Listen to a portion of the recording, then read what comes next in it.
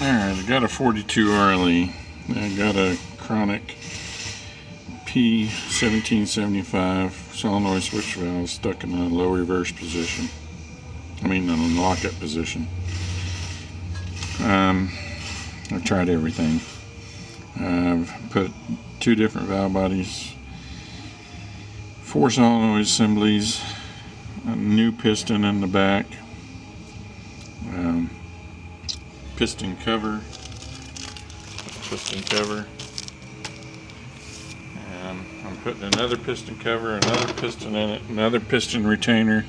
I'm putting this stiffener on here. I'm going to see if this won't take care of it. And I'm putting new rings on the low reverse accumulator. And I think that's all the new stuff I'm putting on here. I think I'm going to put another bypass valve. And see what we get with this thing. I've, like I said, I put solenoid assemblies on there, put 2 different valve bodies. I've ran new wires from the computer down to the tranny. I put a new computer on it.